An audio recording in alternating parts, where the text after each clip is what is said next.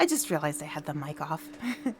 So, greetings from the Library Cave. I'm Aspen Dracena, your friendly neighborhood Ice Dragon Bookworm VTuber. And today I will be interviewing Sarah Tollok, the author of Book Stories. We'll start out with me reading from her book, starting from chapter 1. And then, oh, great! You're doing piano practice. Awesome, Bach Addict. That's great. I'll have to watch one of your piano streams sometime. I've only ever watched the Lego streams, unfortunately. But I definitely have to come by one of your streams to see you play piano. But yes, anyway, so I'm going to read from the beginning of Book Stories. It'll be about half an hour to 45 minutes. And then I will switch to interviewing Sarah, who is really sweet and wonderful. And I'm looking forward to speaking with her and introducing her to all of you. All right, so let's get started. Chapter 1, Unfinished. New York City, 1960. I got one!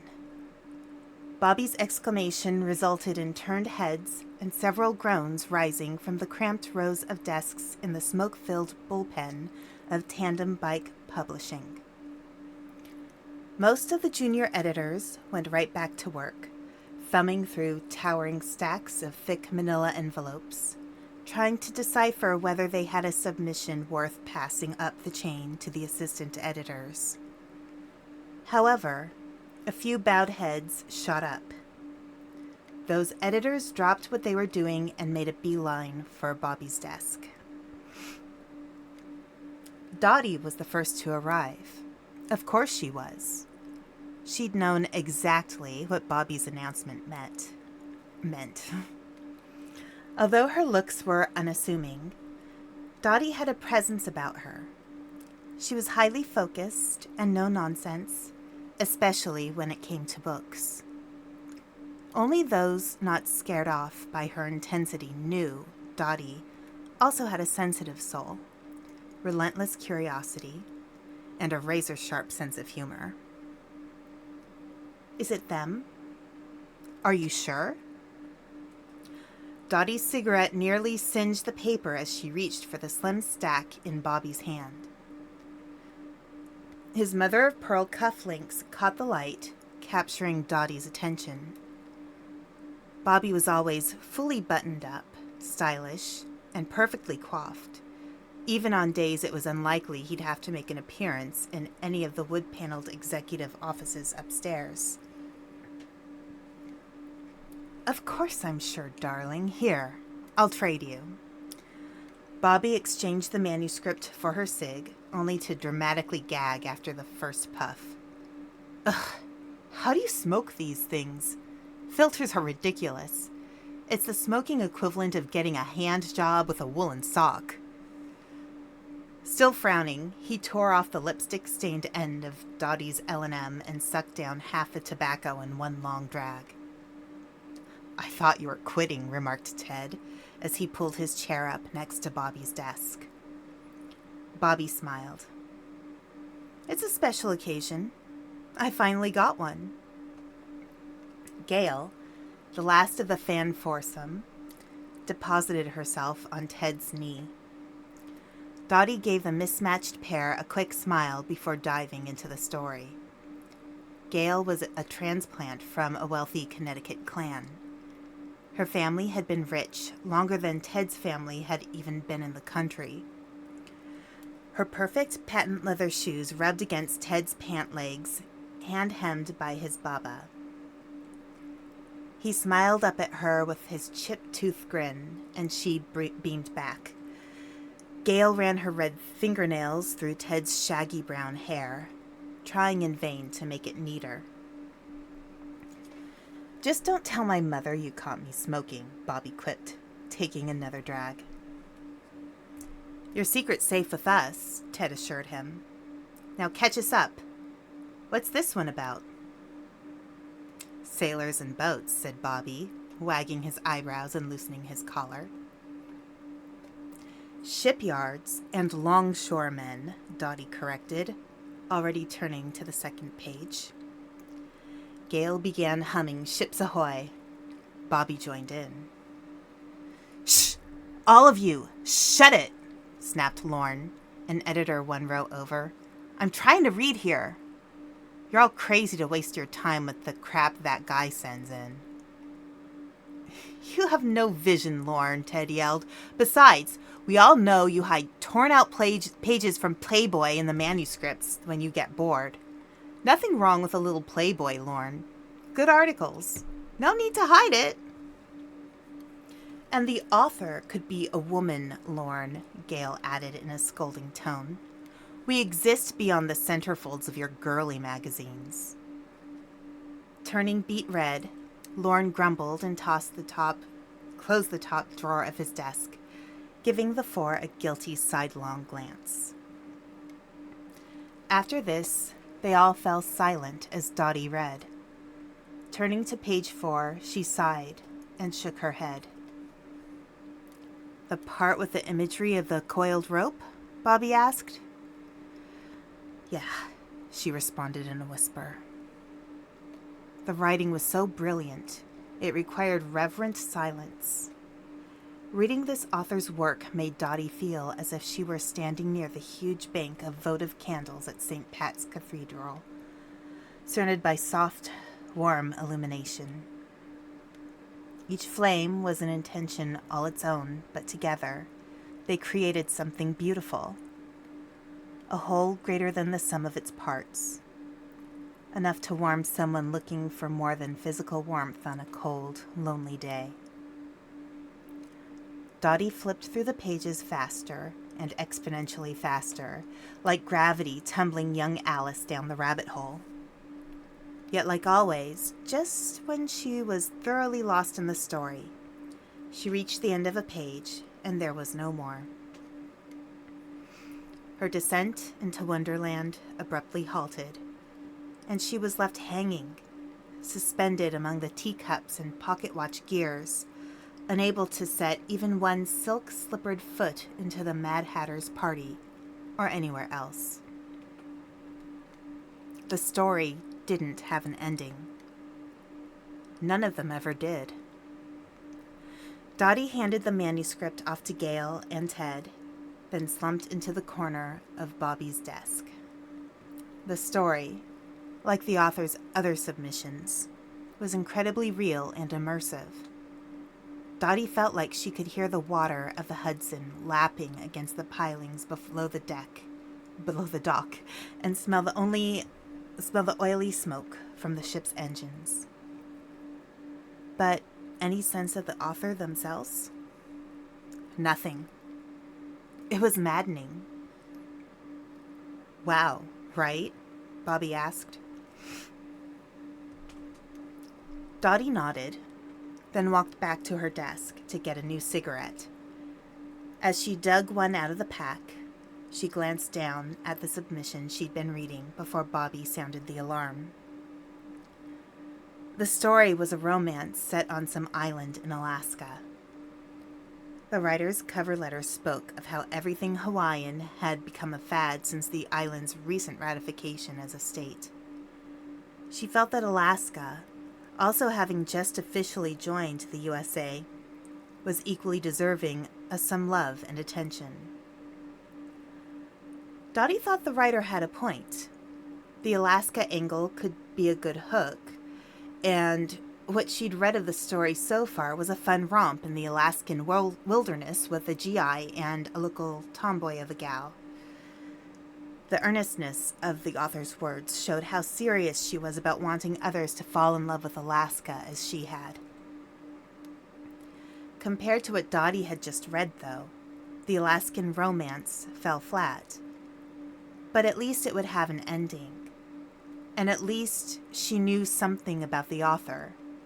Even without the benefit of the cover letter, Dottie was always able to pick up an understanding of a writer as she read their work. Every time Dottie read, she got brief glimpses into the mind of the author. It had always been that way, even when she was a little girl. She'd once thought everyone felt and knew such things, and only as she got older had she slowly realized they didn't. Immersed in a story, Dottie could tell the author's gender, even when the given name was just a first initial. She could tell whether they were writing from their own experience, they were inspired by reading about something, or they were making everything up for the sheer love of it. She could tell how the author felt when they were putting pen to paper. The knowledge just came to her, a mist of understanding that crept in from the edges of the page when she took in the story. Sometimes insight rolled in quietly, becoming more detailed the further she read. Other times, the flashes came fast and intensely, lightning from a thunderstorm that blew in on an otherwise sunny day. As a young girl, Dottie had learned that some of the saddest people wrote the funniest prose. Those who were the most fearful of the world wrote the bravest characters, and those who were lonely wrote about family and love like no one else. Fumbling to light a cigarette, Dottie looked over at her friends as they passed the pages of the new story around. Watching the three of them, she tried to grasp why and how the author of the unfinished stories was different from every other writer whose work she'd read. She took a long drag from her cigarette, held it between her pursed lips, and straightened the pages of the Alaskan story that she'd thrown aside when she'd run to answer Bobby's call. It was easier to fall back into the swirling eddy of details she'd picked up about the young romance author than to try in vain to decipher anything about the mysterious writer. The Alaskan author was a young transplant, probably in her late teens. Dottie could feel the younger woman's appreciation for Alaska, not as a first home, but as an adopted homeland, and she intuited that the girl was from a military family. The bits about the GI rang true and were written with ease and confidence, handled in a way no amount of research alone could have produced. As for her age, Dottie could feel the girl's youth in her moments of self-consciousness around the romance, with which she had very little personal experience. Oh, and the author was used to being an outsider of sorts in a way that extended beyond being a military kid. Dottie couldn't put her finger on exactly how, but felt she would be able to by the end of the story. Yet when it came to the writer who never finished a story, Dottie could barely pick up anything about them. She didn't know their gender, their emotional state as they wrote, or anything else. Not even the smallest detail presented itself to her when she read the author's words. She wasn't used to having to guess at things. Dottie and her three pals in the editorial pool, all fans of the mysterious author, guessed that the writer was a fellow New Yorker. The postmarks on the submissions were from all over the city. Almost all of the stories were based somewhere in the 5 boroughs. Not only that, but the detail in each story spoke to someone who knew the locations intimately. The author was also probably well educated, or at the very least well read, because the quality of the writing was remarkable. If it hadn't been, the unfinished short stories would have been quickly tossed aside to the gals who sent the courtesy rejection letters. Yet, even that would have been problematic. The stories never bore a return address. They were also never signed. Even if anyone at Tandem Bike had wanted to publish the stories, they would have no way of getting in touch with the author. Who sends something they wrote to a publishing house with no hope of getting an acceptance letter and contract in return? Probably the same type of writer who never finished a damn story. And they never wrote the same kind of story twice. there was never a common theme between the stories beyond the locations always being in or around New York. One story followed Maria, a young mother from Argentina who ran a little grocery store with her husband but secretly harbored dreams of being an inventor. Every week, she would lug her kids to the library via public transportation so she could read periodicals about engineering and mechanics and check out vehicle manuals. She tinkered with their store's delivery truck and with the appliances at home, sketching out her thoughts about how to make them work better. In Maria's imagination, she built a child from metal, wires, and small hydraulics that could run and play like the children of her own flesh. That particular story cut off right as the young mother was picking her way through the aisles of a hardware store, with no good excuse for being there save for dreaming. Another piece followed Albert, an older man in love with his young milkman, Jerry. He thought about Jerry all the time and tried to find ways to make his life easier. Albert gave Jerry gifts he could pass off as casual, like quality long johns for cold mornings that he said were a birthday gift that didn't fit, or the box of chocolates he claimed were from a client but that he didn't care for because they had peanuts, knowing full well that Jerry had a fondness for peanuts. When Jerry mentioned the diner he liked to go to on payday for the Friday night pot roast, Albert worked up the courage to go, planning to pass it off as a chance meeting. If the younger man invited Albert to sit with him, Albert would insist on picking up the tab. It would almost feel like a date. But Albert never went into the diner. He only stood across the street and looked through the window, through which he watched Jerry blush and respectfully flirt with the waitress. After standing on the street for an infinite amount of time, Albert went home. He saw Jerry the following Monday morning, and they talked about the ball game, their familiar routine. Then Jerry got back into his truck, and Albert walked to the corner to catch the bus to work, still thinking about Jerry. That was where the story ended, with no indication of whether the two ever had that pot roast date. Even if the story had been finished, no one would ever publish a one-sided love story about two men. It didn't matter that was one of the best love stories Dottie had ever read.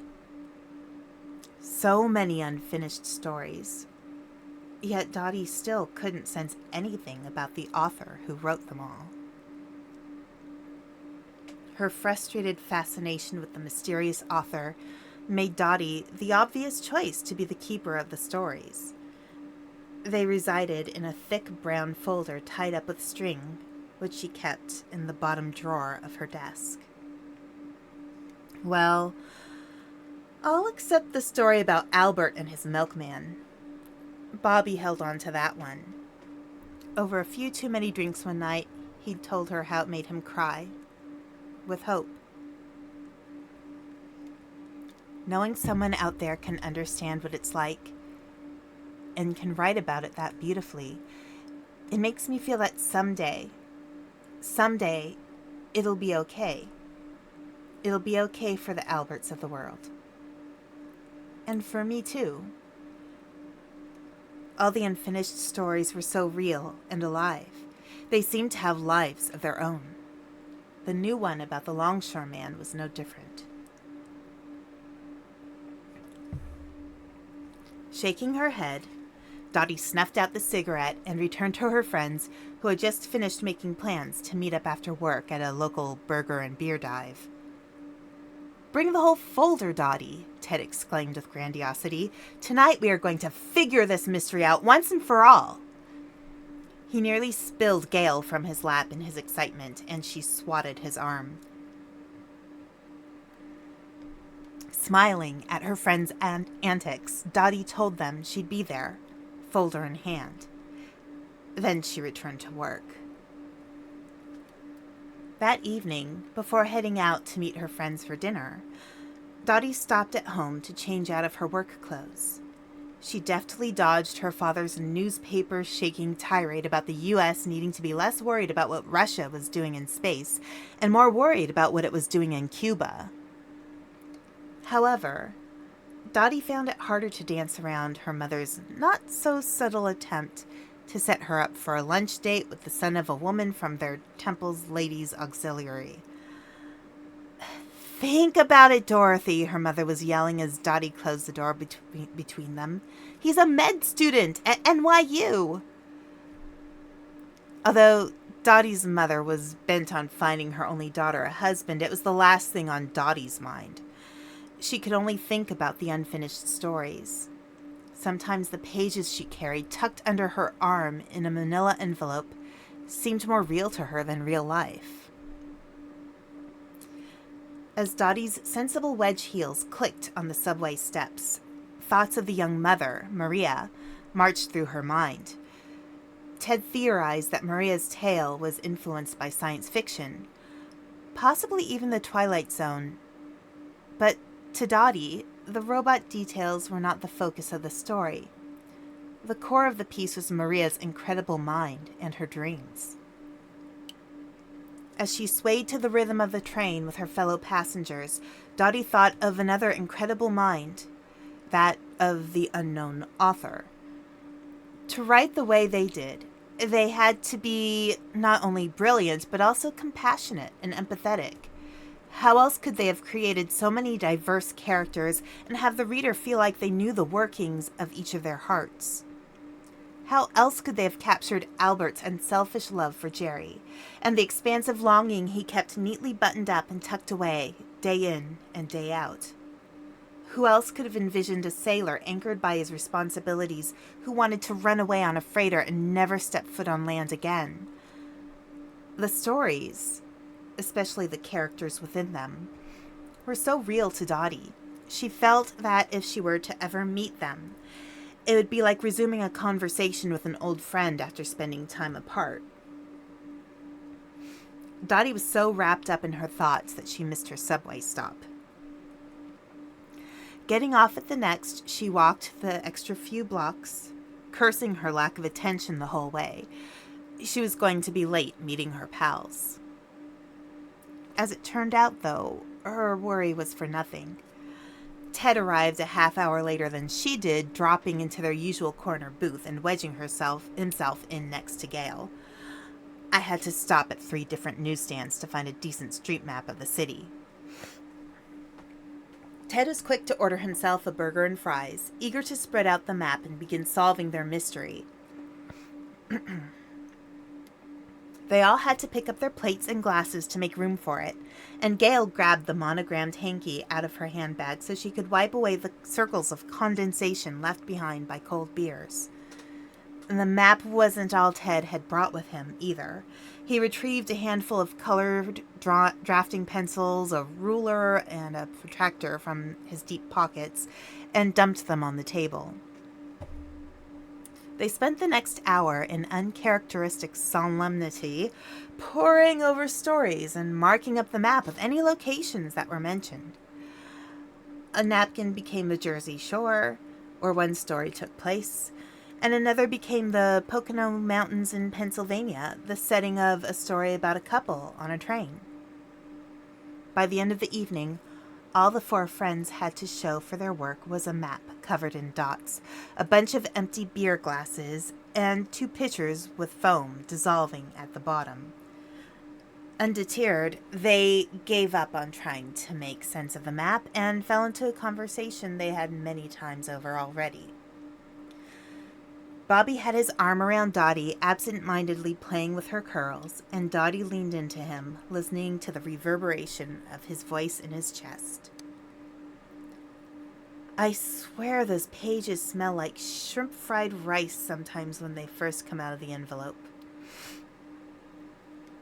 Dottie, Gail, and Ted each lifted pages to their noses and took a long whiff. Bobby dissolved into giggles.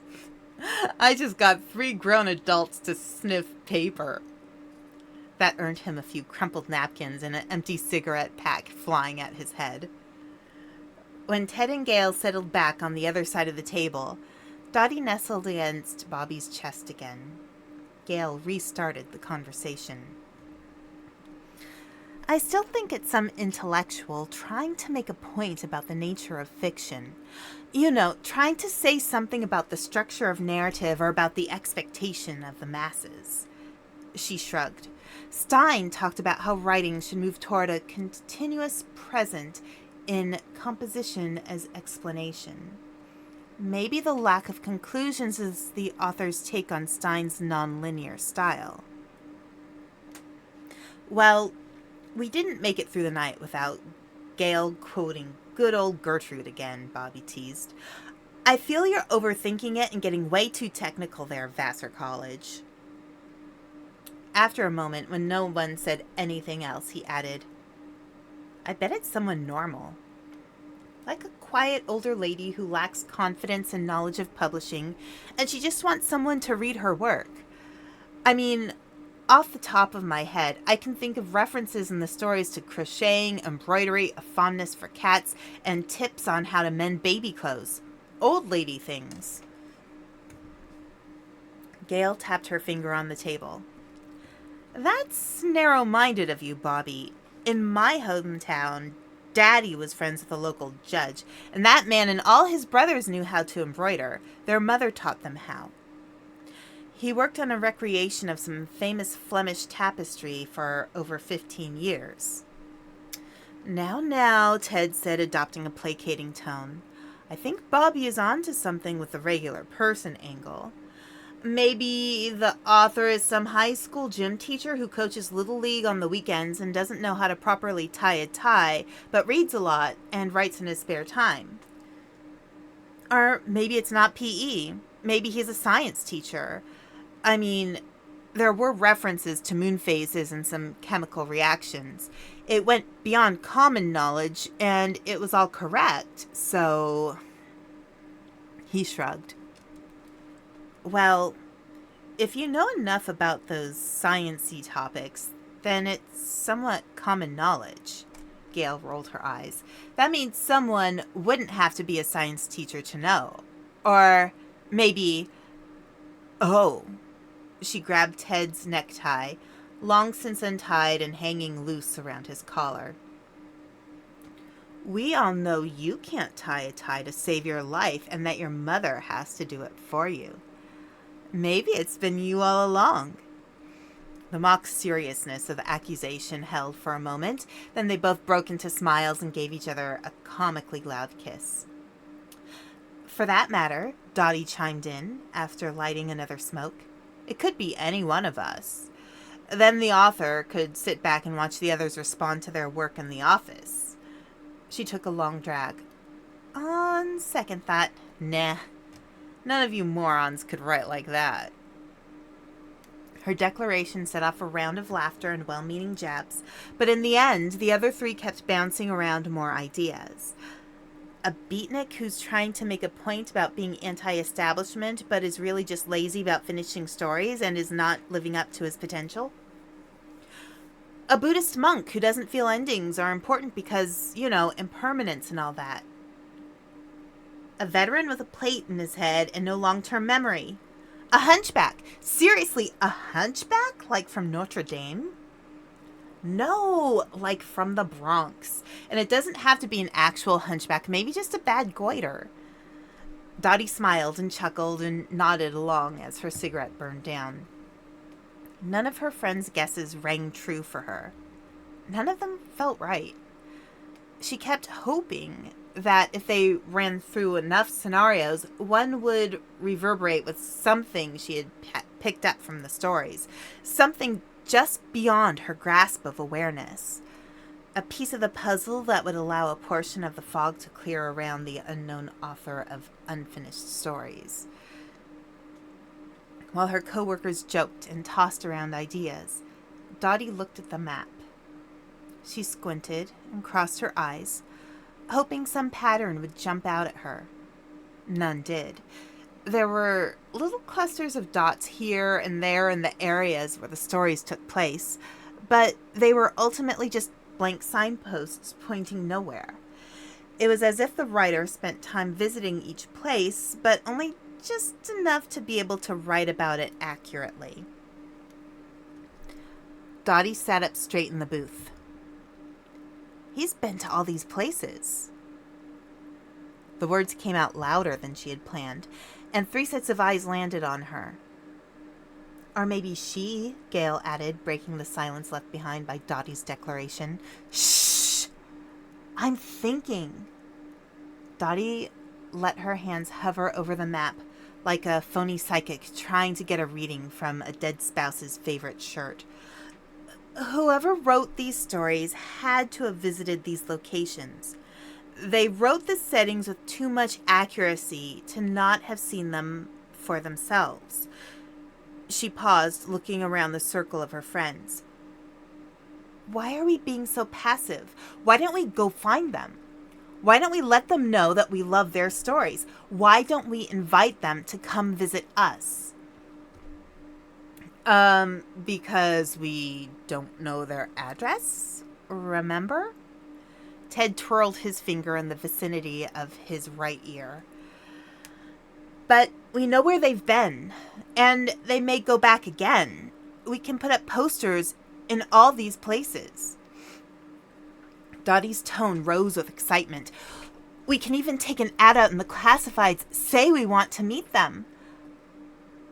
That's actually not a bad idea, Bobby said, matching Dottie's surge of energy. Reading the newspaper was mentioned more than a few times in those stories. It's a small detail, but it could indicate that it's a habit of the authors.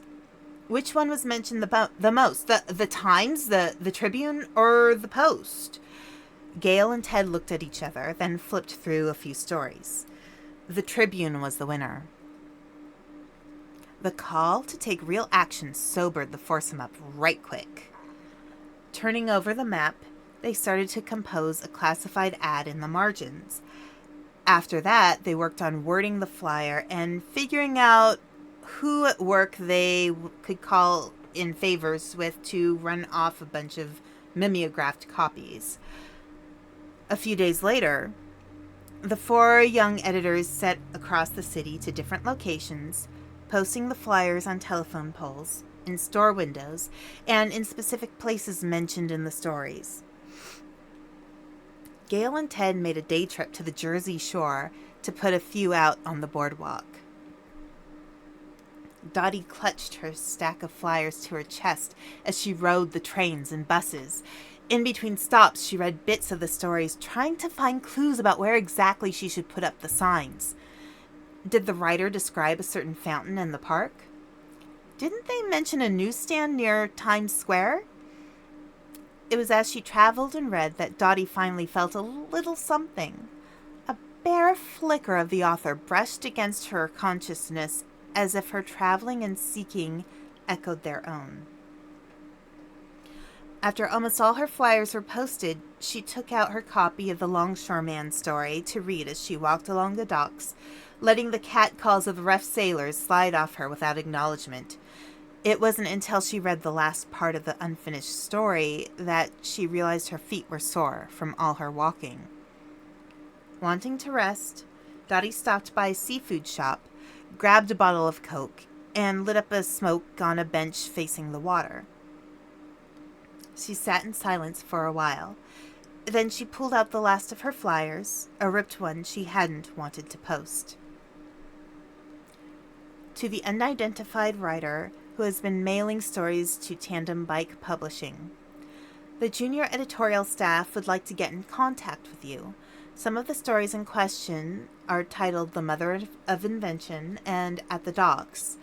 This is not an offer for publication, but has the potential to lead to a future partnership. The rest of the copy asked the author to call a switchboard and ask for Dottie or to show up at the Tandem Bike Publishing offices at a set date and time just under 2 weeks from now. We look forward to meeting you. The last line proclaimed with cautious optimism. Dottie's heart fluttered at the thought of someone actually walking into their lobby on the decided day. She was staring off into nothing, trying to picture the mystery author's face, when a small bell on the seafood shop's door tinkled, oddly delicate among the heavy, heaving sounds of the rest of the docks. The thick beams beneath her feet seemed to demand that everything around them also have gravity and mass enough to keep from floating away with the tide. Dottie froze, the bottle of soda just barely touching her bottom lip. That line about the thick beams of the dock wasn't her own thought. It was from the story about the longshoreman. Fingers shaking, she pulled the manila envelope of stories from her handbag and flipped through to the page with a description. As she looked around, her fingers traced the words the unknown author had used to talk about this place. There was the one shiny red boat bobbing along the older, weathered crafts, a coil of rope that had been hanging from a pole for so long, birds had built their nest into it. It was all so familiar. It was just how the author had written it. It was just as they had seen it. Dottie sprang up, turning round and round. He was here! Her shout rang out too loud, and a nearby longshoreman glanced at her suspiciously. A pretty well-dressed gal was meant to be admired and whistled at, not popping off with crazy exclamations in the middle of drinking her Coca-Cola. Dottie barely noticed the looks she garnered, though. She was too intent on gathering her things and darting off to the nearest phone booth. Her hands shook as she attempted to load coins into the slot so she could call Gail. Her excitement kept her heel tapping against the metal floor as she waited for one of the other girls in the all-female apartment building to call her friend to the phone. When Gail finally picked up, complaining that she had been in the middle of applying a box of red dye to her hair, Dottie's words tumbled out in a rush. Gail first told her to slow down, then moved on to asking Dottie about other things she could check for. Is there a boat named Diana? And is there a little stray beagle running around? Gail had an excellent memory for anything she read, and the details she quizzed Dottie on made Dottie start to doubt her conviction. Maybe she'd gotten ahead of herself when she saw a few details that matched the story, and she hadn't let herself see the differences. Worrying her lip, Dottie allowed herself to be talked down, and then let Gail get back to her hair dye. But for good measure, she went back to the bench and put her last ripped flyer right on it. The paper strained against the masking tape, holding it down in the rising wind, and Dottie hoped it would stay in place long enough to be seen. Despite her doubts, Dottie couldn't entirely shake the feeling she was right. The unknown author had been there. The feeling reminded her of when she was a little girl, realizing she got more from stories than the other kids, or even her parents did. She'd thought everyone knew that the author of Winnie the Pooh wrote for his son, and that everyone could picture real trees as Christopher Robin and his friends trampled through the 100-acre woods. Over time, Dottie had learned that the feeling of knowing a location with familiarity akin to knowing her own childhood backyard was not something other readers could sense. Now, at the docks, it was as if she were seeing everything through her own eyes and the author's eyes simultaneously. It reminded her of a television program she had watched about how cartoon animators used transparent cells, layering one over another to set a scene. Standing in front of the bench, Dottie opened her hinged handbag and shuffled through the pages of the doc story again, careful that they didn't blow away in the process. She reread the passages describing this place, then closed her eyes and let herself see the space as it was described in the story. When she opened her eyes, there was no beagle and no boat named Diana. However, she knew that the empty boat slip was where the Diana belonged, and when she spotted a well-worn box with a burlap lining tucked away from the wind, Dottie knew that was where a certain beagle curled up to sleep. She knew in only the way she could. On Monday morning, Dottie arrived late to the bullpen, an unheard-of occurrence. Bobby, Gail, and Ted were already bent over their newest rounds of manuscripts, weak coffee from the office urn in hand. At the sound of her entrance, Bobby looked up and smiled, but his expression quickly turned to one of concern. Abandoning his reading, he followed Dottie to her desk. "Darling, you look ghastly. What were you up to this weekend?" "I'd suggest something salacious, but let's face it, you don't do anything salacious. At most, you skip Shabbat at your grandmother's house to go to a reading at a hole-in-the-wall bookshop and treat yourself to a piece of pie on the way home." "That's ridiculous," Dottie quipped, tugging off her hair scarf and inspecting herself in her compact mirror. "You know I prefer cake over pie." Bobby was right, though. Despite her best efforts, Dottie's fatigue showed through. She sighed. She was tired, but it had been worth it. "I spent the weekend going all over the city checking all the places where the stories take place. I'm nearly broke from all the subway tokens, my bus pass is frayed at the edges, and my shoes need to be checked in with the repair shop as soon as possible." Bobby's eyes widened, taking her in with deeper concern.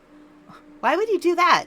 We all took an area, remember? I mean, Ted can be flighty, but I got my flyers up in the park and the village, and you know you can count on Gail." I know.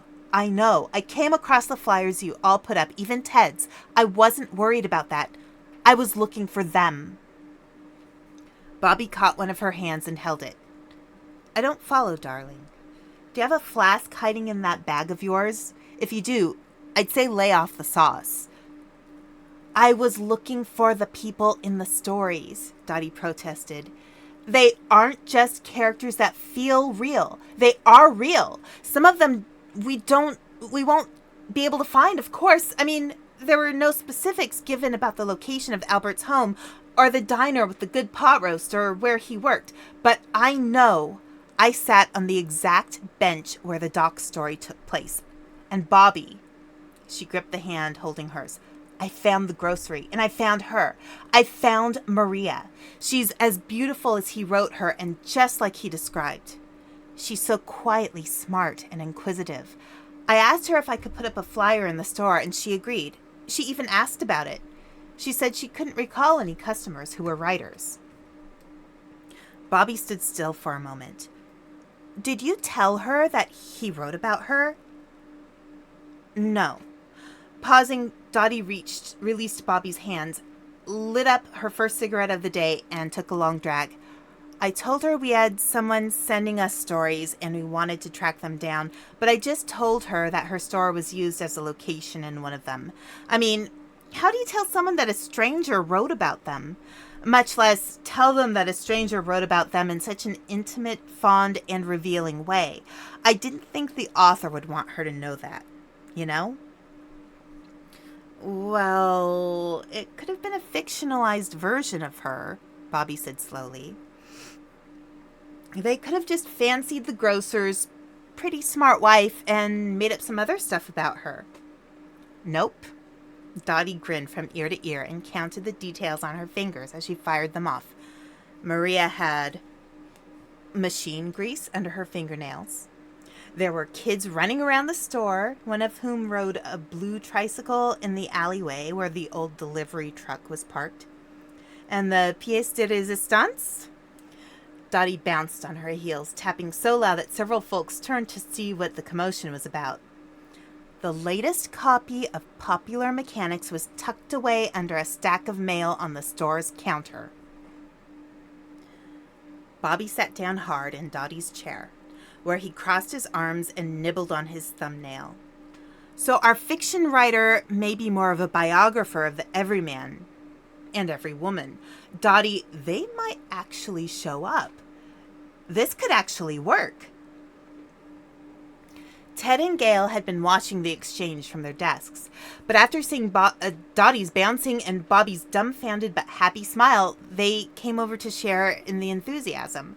Plans for the day of the possible meeting were made in a flurry, and excitement ran high. When the day arrived, they each dressed in their best professional attire. Ted was the most laid back of the group, but he asked Bobby to tie his tie for him. I never get it quite right. The excitement had hit its peak, but anxiety stole in as the appointed time approached. Sitting at their desks, they pretended to read even as they threw glances at the clock, counting the minutes as they ticked away. Between 4:10 and 4:15, they staggered, leaving their desks so as not to arouse suspicion, as if anyone cared what they did. Dottie took to the stairs, walking slowly and breathing deliberately to calm herself. The four of them met in the lobby and spread out to watch for their guest. Ted and Gail stood by the door. Bobby sat with a newspaper by the big front windows, and Dottie leaned on the reception desk. She casually mentioned to Beth, the receptionist for the day, that a potential client might be coming in to talk with her and that she'd already told the switchboard operators to route any calls she received around this time to reception. As they waited, 4:25 came. And then 4:30. The few folks who entered the reception area all asked for someone other than Dottie. Time ticked on. 4:35, then 4:45. A few stray tears fell from Dottie's eyes around 5 o'clock. At 5:15, Bobby put his arm around her. "They're not coming, kid." "They could just be late," Dottie protested. "There could be a traffic jam." "Okay." Bobby nodded, sympathy in his eyes. We'll wait a bit longer." By then, the whole building was emptying out for the day. Waves of people flowed toward the street, though a few stragglers went against the tide and entered the lobby. Gail nudged Ted and shot Dottie a look when an unfamiliar woman came in around 5:25, glancing around but not approaching the reception desk. Dottie had a feeling the woman wasn't who they were waiting for, but she wanted to hold out hope that she was wrong. Yet she couldn't make herself go over. Gail was about to introduce herself and ask the woman if she was looking for someone in particular, when Hal from the fact-checking department came bounding out of the elevator and instantly apologized to the woman for being late. They all crumpled a bit at that disappointment and huddled together in quiet solidarity. At 5:40, Dottie broke the silence. "We've been waiting for over an hour. They're not coming. They don't want to be found." "Maybe they didn't see the signs?" Ted ventured, loosening the knot in his tie. "I mean, this is a big city. You can walk and ride around for a week straight and never go down the same street twice. And if they do see a flyer later on, they can always still call, right?" Gail nodded and Bobby gave Dottie a one-armed hug. None of it changed Dottie's certainty that the author was not going to come forward. Not now. Not ever. There was no story next month. However, one did come the month after that. The story was based in a jazz club in Harlem, but was more about the boy who shined shoes out front. He had a bad foot, and a limp, and he was saving up for something. The reader never found out what that something was, because the story ended before he had the money he needed. The point seemed to be more about his desire to have something for himself, rather than his accomplishing his goal. The envelope the Harlem story came in was addressed to Dottie. After that, all of them were addressed to her. The only name listed on the flyer. All right, so that was the first chapter of Book Stories. And right now I have Sarah Tollok with me. Good timing. So how are you doing today, Sarah? I'm good. Thank you for having me. Good. I really love the feeling of mystery in this story, but also, the enthusiasm behind that mystery. I just reading that chapter, I felt like I was rooting for the characters. I was like, oh my gosh, they have to find this person. They have to find this person at some point. They have to find them no matter what. It's so important. So like I really felt what the characters were feeling, their excitement, their nervousness, their desire to know. I thought you really portrayed that really well. Oh, thank you. Thank you. And I think, though, that, I mean, we as book nerds can Mm-hmm. appreciate it tremendously. Oh, absolutely. I always wonder about the authors who I like to read. So I should backtrack a little bit. Um, Introduce yourself. Um, Let us know what you've written, anything you've written in addition to book stories, and if there's anything you'd like the audience to know about yourself. Okay. Well, again, thank you, Aspen, for having me on. I really appreciate it. So my name is Sarah Tollok. Book Stories is my debut novel and my only novel so far. But I was thrilled to work with Balance of Seven on this project. They definitely got it. I kind of got that whole magic of reading feeling that I was shooting for. I do have some other short stories published in anthologies. I have a piece in Sherlock as a Girl's Name with Clandestine Press out of Australia. Things Improbable with Improbable Press. In Already Gone with Alan Squire Publishing. And I just actually got an acceptance this last week, which I'm really excited about. Oh, that's wonderful. To be in an anthology called Flippin' Fairies. Nice. Yeah. So, and that one is actually a very bookish story also about a librarian assistant who finds a genie in a bottle. So that should be fun. Nice. Very nice. Just going to give you a really quick warning. We do have an ad break starting in 2 minutes. Okay. We can still, as I mentioned before we started the stream, that we might talk a little bit through the ad break. Not a huge deal. We're going to do our best to just, make sure everybody can, listen and share as much information as we can. So, since you have been published before with short stories, how long ago did you start actively writing to be published?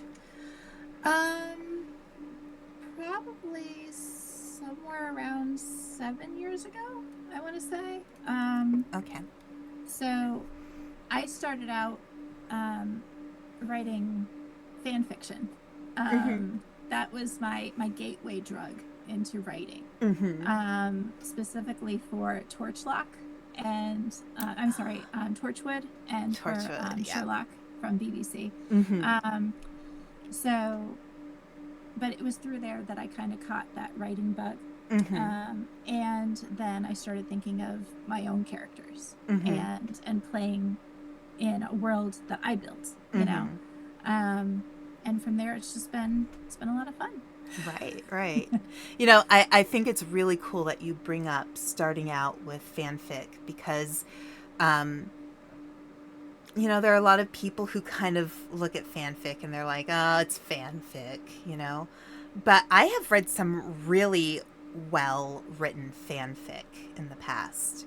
And sometimes better written than some things that get published. And I think part of it is fanfic is a really great way to test the waters and experiment with writing before you really commit to, going full force into creating your own characters and your own worlds. Absolutely. And I have so much respect for fan fiction writers because they do it out of just love of a story. And love of those established characters, and the places that they take stories is just incredible. There is no limit. You could take Sherlock Holmes into space. You could take the people from Star Trek into the coffee shop around the corner. It's just amazing.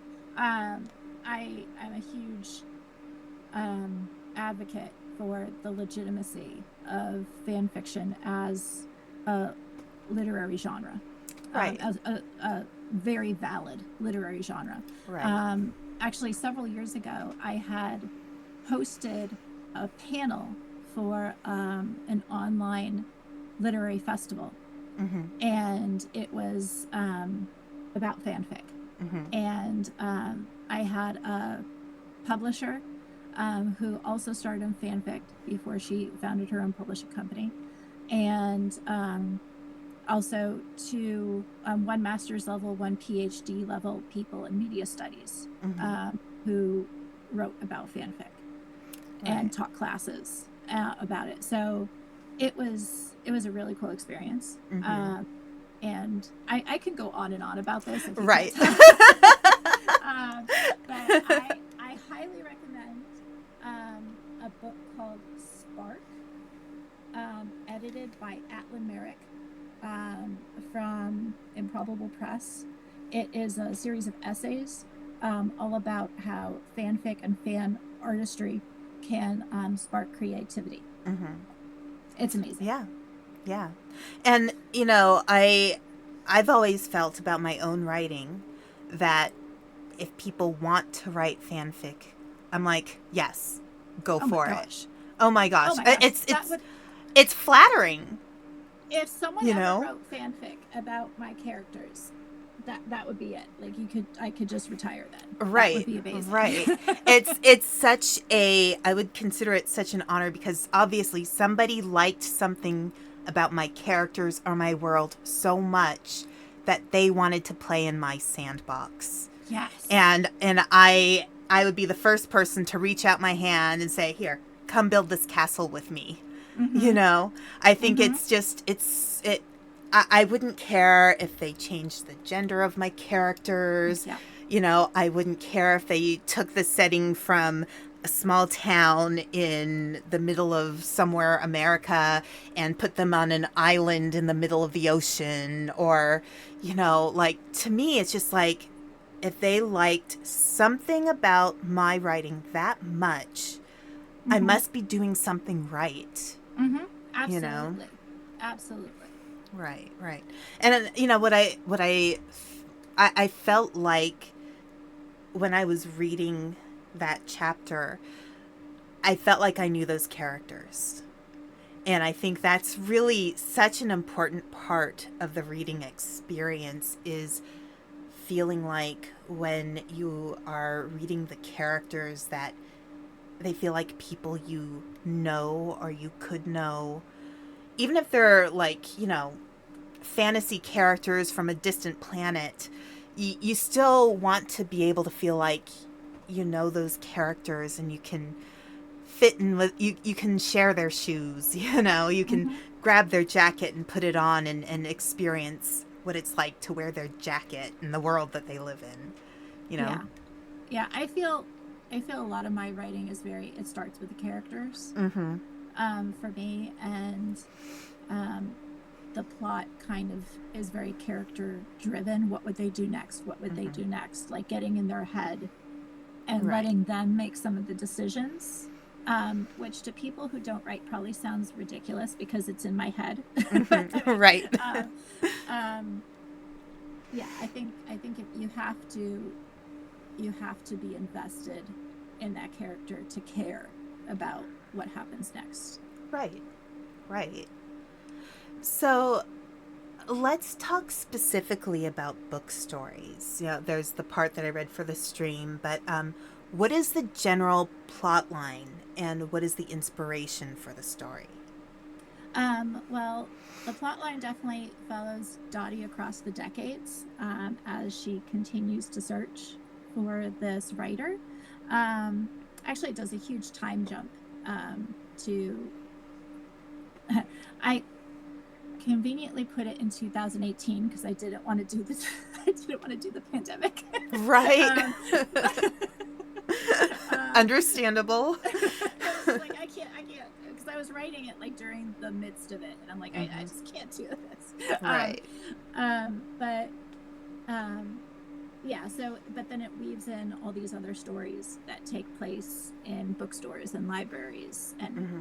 the publishing house and another publishing house, and but I think just the plot is the world of books. I feel like the world of producing books is almost its own living entity Right. in the story. Um, but book stories actually started as what I thought was going to be a series of short stories. Mm-hmm. I realized that I had a bunch of these ideas, and they were all like in these bookish settings involving these bookish people. I'm like, oh, that would make a good theme for like a short story collection. And it actually had all started with what became the chapter you just read, with Unfinished, and this writer that would send in these unfinished stories and didn't identify themselves. And I remember I was telling my son, who was maybe, gosh, like 11 at the time or something, 10 or 11. I remember he was laying on the floor and I was standing over and I was telling this idea that I gotten on my way home from work. And I'm like, yeah, and they're waiting to find out who this person is. And then the doors open, and then that's the end of the story. And then the reader is left with that feeling that they had been describing through the whole thing. And I'm like, do you get it? And I saw the moment in his face when he goes, oh, I get it. Mm-hmm. But so it was supposed to not have an ending. So it was very meta, Mm-hmm. Right. But then I had all these other stories. And then on another kind of epiphany ride home from work, I don't know when that's why my brain was always working on this, I started seeing how all of these could fit together. Mm-hmm. And that's kind of, I guess, the moment that I was like, oh, this is going to be a book. It's going to be one piece. Mm-hmm. These are all the little pieces that are going to fit into the puzzle. And it was so much fun. It was Mm-hmm. so much fun making all those connections and just knitting it all together. Right. Yeah, that makes sense. Sometimes, like, I know for me when I write, sometimes I'll come up with an idea and I'll be like, okay, this is definitely a short story. And then I stop and I realize, no, it's not. Or Mm-hmm. there's something that I think is going to be a novel, and I'll be like, maybe I can get my point across in a shorter piece. Yeah. And you have to go with what your instincts tell you. A lot of people, they think if they start something out as a novel, it has to be a novel. And really, it just needs to be as long as the story needs to be. Mm-hmm. Yeah. Yeah, absolutely. Something I was recently working on, which it's funny because I was just talking with somebody in a writing group about how, like, I didn't set out for this to be my brand, but here we are. Is I was writing about a librarian in space, and I was thinking it was going to be a short story, Mm-hmm. and I finished the first draft of it as a short story, but then I keep thinking about, and like, because I'm doing that, like, let it sit now Mm-hmm. thing, and before I come back to it, Right. and I keep thinking of more and more details though that I want to flesh out with it. I'm like, wait, is this a novella? Like, this might be a novella, and if I'm Mm-hmm. writing it when I go back to work on it again, I wouldn't be surprised if it was like, wait, is this a novel? Like, so Right. we'll just see what happens. Right. Yeah. But you said librarian in space. Of course, I thought of the Doctor Who episode where they're in the library. Mm-hmm. So, it's Mm-hmm. it's funny how you can just hear like one thing, and it's like, I need to write that, or Mm-hmm. oh, that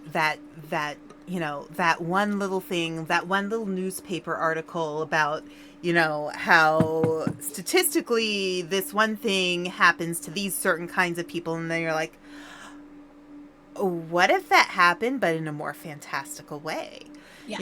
Like any little thing can like kind of show up. Like you could be inspired by the craziness of the whole Ozempic thing, or you'll hear a story about a cat whose family moved and went all the way across the country to find the family. Like there's so many things in the world that inspire. Mm-hmm. And I think our job as storytellers is to not let that little moment just pass Right. without noticing it more, Mm-hmm. you know? Um, I think that it's our job that when we have that little inkling of what if, Mm-hmm. that we need to chase that. Right. Right. That makes sense. And it's like sometimes I'll keep a thought, just a concept in the back of my head Mm-hmm. and in my Mm-hmm. internal like little filing system, and it'll be in there for a few years, and then it'll be like, now it's the time. Now This it's is the the time. time to Yeah. write it. Yeah. Right. So one of the commenters said it's like when you write about a background character that you plan for them to be just for a bit, and it ends up being an important character. Mm-hmm. And it is Mm-hmm. interesting. Sometimes that happens with side characters. And then another person said a library in space sounds really cool too, in my opinion. I mean, like, gosh, imagine that, like a librarian in space. It's not just how many languages is that going to be, and how many different kinds of books, and I could imagine a Dyson sphere filled with books. Like it's pretty interesting to think about what possibilities there could be with that. Mm-hmm. You know. Now, is there a specific genre? Like, I know you mentioned fanfic, but has there ever, like, is there a specific genre that kind of draws you in, that makes you want to write more of when it comes to your own original writing? Um, I've done a little bit of everything. Um, but I think my first love is probably sci-fi. Mm-hmm. Um, which I've only actually had like I think one thing published by that was like online. Mm-hmm. Um, that was about is about aliens who, when they get married, they take their brains out of the head and touch their brains to each other. That's kind of And cool, it knits though. it all together. Yeah, it's Uh called The huh. Heaven to Hold. If you're interested. Interesting. Yeah. Yeah. But that's with All Worlds Wayfair. Mm-hmm. Is a great journal. Mm-hmm. And but I I think sci-fi is my first love. Mm-hmm. Um, and I'd like to do more with that. Mm-hmm. But I have written a little bit of everything. I do definitely love books about books. I mean, that's what I love to read. That's what I always pick up off the shelf. Mm-hmm. Uh, I think in my first version of my query letter, when I was sending book stories out, I had put like, I'm the person who will always pick that book off the shelf that says, the library of, the book of, the bookshop at the corner of, that's me. That's what I want to read. So that's what I wrote. So I keep coming back to that theme because I think books and the connectivity that it brings, that reading brings, the Right. expansiveness that reading brings, Right. that's something that captures my imagination and that I like to Right. explore. Right. And as with Dottie, it's like it gives you this window into another person's mind and how they think and how they imagine the world to be. And it's kind of cool. It is like taking your brain out of your head and touching it to another person's brain and connecting with them, Yeah. because you're seeing how they think and how they feel and how they process ideas. And me being the psychology nerd I am, that I find that absolutely fascinating. Absolutely. So, me too. I mean, it's it's magic. I mean, it's just somebody sat down and arranged the same. What do we have? 26 letters Mm-hmm. in the language. Um, arranged them in this different way on this dead tree, Mm-hmm. and you have like these things just streamed into your head. It's amazing. Right. Right. Right. It's absolutely fascinating.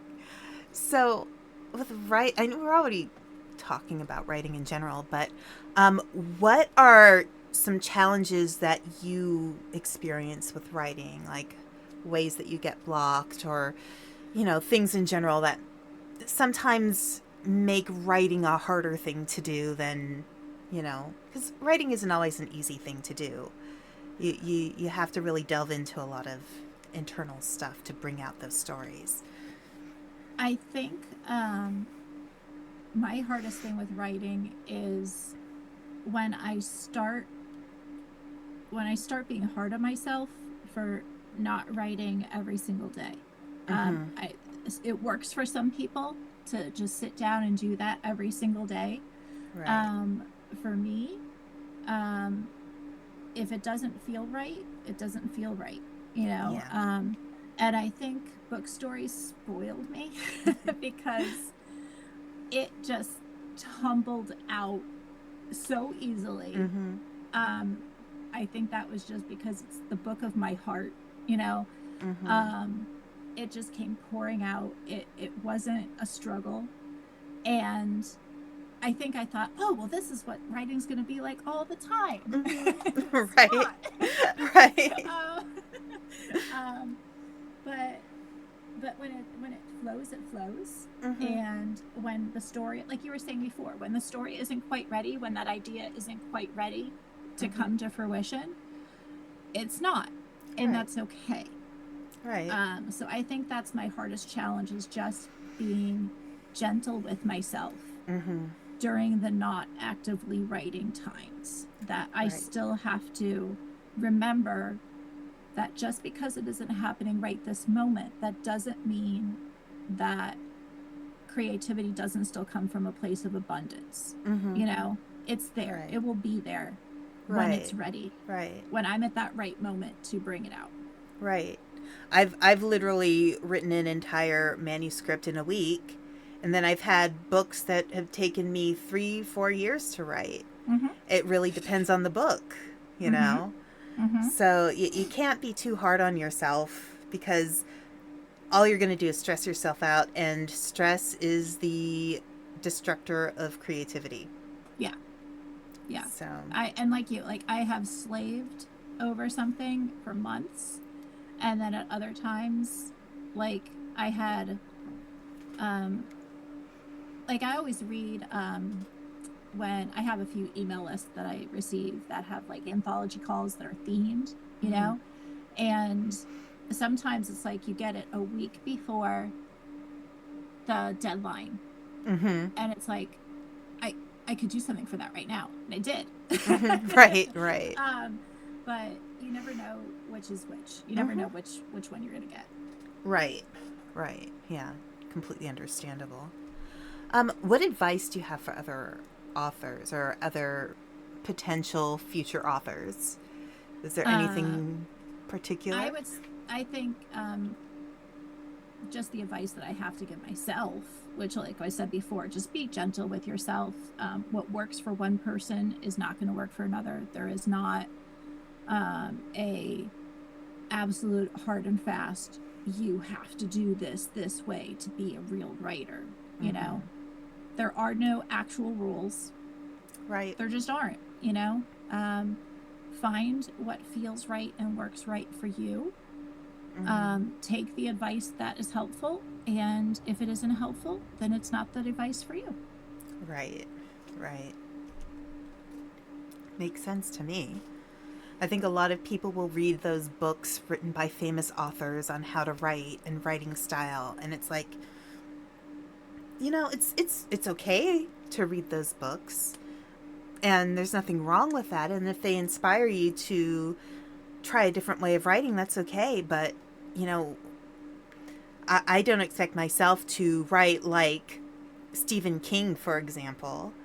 There may be Mm-hmm. certain things about his writing I like that I may integrate into my own writing because I identify with those things, but that doesn't mean I should be trying to write like Stephen King.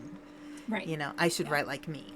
Yes. And I think when it comes to writing advice and craft books, um, I've read some really awesome ones that I think the ones that I connected with the most were ones that were like very self-aware and like, um, if this works for you, you know. Right.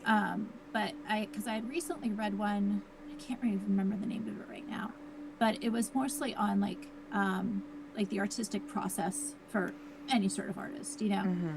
And they were like, you have to like really dedicate yourself to this, and da, da, da. And as I was reading it, I'm like, this man never had to care for children. Right. Okay, like let's be real, because if you're Right. like you can't let anything take you away from your vision. I'm like, if there is a crying hungry child, Yeah, you have to feed that child. you have to feed the child. Yes, Right, yes. right. So some of them it's like Yeah, yeah. Same with somebody who's taking care of an elderly parent, or, you yes, know, they yes, have 3 jobs because, you know, they're they're just not trying to keep. independently wealthy. Yeah. Right, right, right. I mean, there's so many things that can get in the way of writing, and we shouldn't feel guilty about it because sometimes that's just life, That's life. you know? A writer is first and foremost a human being, you know, Right, who right, has to feed themselves and keep a roof over their head. And it would be great if writing could pay for all of that, but that is not usually the case. right, You know, right. It'd be great if it did, though. it would be great if that worked out It'd for be everybody. wonderful. Yeah, yeah. All the creative people made enough money to, you know, pay the bills and maybe Hmm. go on vacation every once in a while. That would be lovely. That would be Yes. awesome. Yeah. But, you know, one thing you said earlier that I grabbed onto that I think is actually a good way for writers to write is to put their piece down when they're done and step away from it for a little while. Hmm. Every time I've done that, every time I've given myself a minimum of a month to not look at my writing and then come back, when I Hmm. come back, it's like I'm reading something written by somebody else, and Yes. I can be more objective, and I I'm not as hard on myself.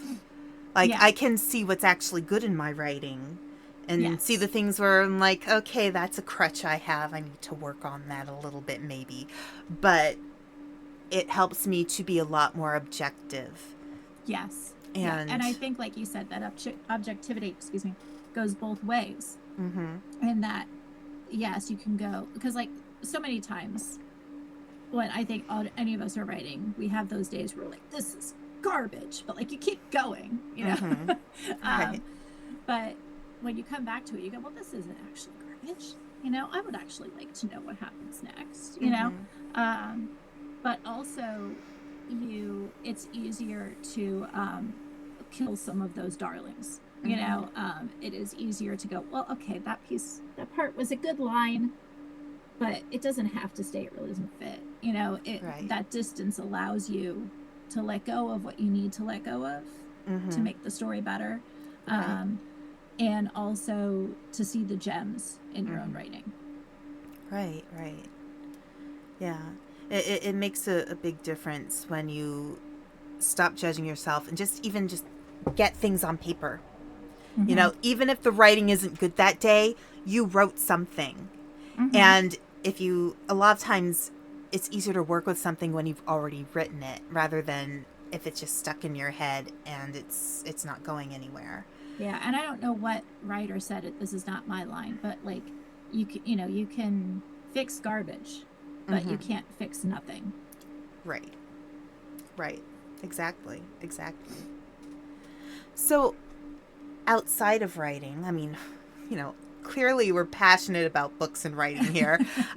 What are other things that really matter to you? Is there something that is important to you in general in your life that, you know, whether it's a hobby, whether it's some kind of something that you really strongly believe in, you know, what matters to you? I think, well, hobby wise, I love to garden. Mm-hmm. So if anybody follows me on social media, I'm Sarah Tollok on everything, or a Sarah Tollok author. But just so you know, from like spring to fall, my writing posts are also intermingled with pictures of the vegetables I grow. uh, it's not a spectacular garden, but it's mine and I love it. And you're Mm-hmm. gonna see every single zucchini that I grow. Yeah, yeah. But I say like things that I'm passionate about, which is very tied to what I love to write about. But I am very passionate about writing, libraries, Public libraries, Mm-hmm. having public access to information, Right. being able to read what you want to read. Mm-hmm. Um, I think libraries are just so freaking incredible. You Mm-hmm. know, I mean, they librarians are amazing. You could walk in and say, I need to know more about this, and they will not rest until they find you out more about that. What Right. do you want? Professional papers? What do you want? Like, Right. what do you want? Oh, we'll get it. We'll Right. get it right here. Well, I will place it in your hands. You know, Right. it's just incredible. Um, And it's not always a book, too. no. Like where I used to live, and when I was doing counseling, what I found out is that the local libraries where I lived had a booklet put out by the county that had information for people on how to access free and low cost counseling or, Hmm. community resources. The library can get you hooked up with so many things just like beyond just books. Like So many things. our Yeah. local library helps seniors do taxes for free. Hmm. A lot of libraries do that. Yeah. There's so much that libraries have to offer that I think a lot of people don't realize they can ask for. It's such a valuable third place. You know, that Mm-hmm. place that isn't school or work or your Right. house. You know, it's that you can go and be around people, and especially that in public libraries there is no expectation that you spend money there. Right. You just go and it's just there. Right. But I mean, yeah, I mean, our there's community, there's access to services, like you were saying, like our public library, they also have an archive for the area, so there's genealogy stuff that goes on. Mm-hmm. I know that they do classes for seniors about understanding technology. Right. um, and so they will show you how to get onto any app that you want, and they do like how to use Microsoft, how to use Google, Mm-hmm. and I know they do, because I also volunteer at an AIDS response effort, and the ARE also brings, I guess, their van, yeah, to the library and does free AIDS and sexually transmitted disease testing, like Mm-hmm. once a month, I think. Mm-hmm. So anything you need, and if you're like, hey, I have this need, they'll go, absolutely, let's do that. Mm-hmm. Right. They have, stitching clubs. They Right. have puzzle clubs. Right. They did One of manga night for the teenagers. right. One of my local libraries does has a D&D group. Mm-hmm.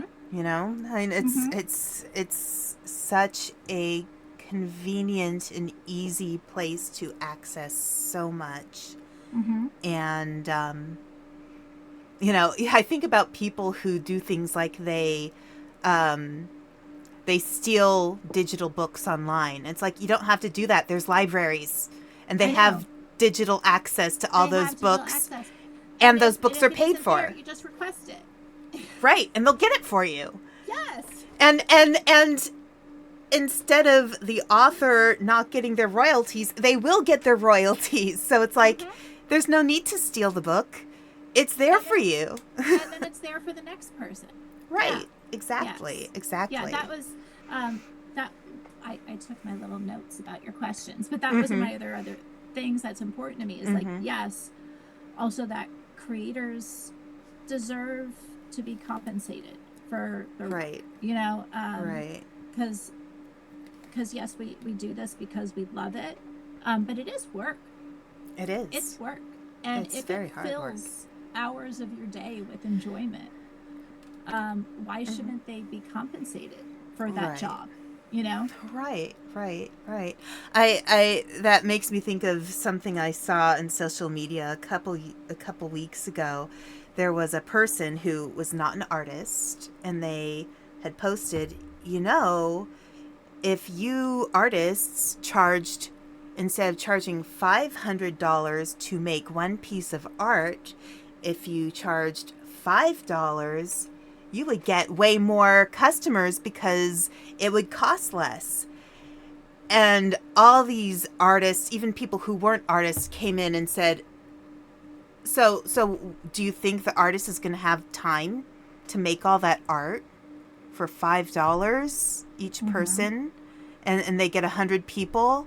They're not going to be able to get that done. Like, Mm-hmm. and they're going to be overworked. And Mm-hmm.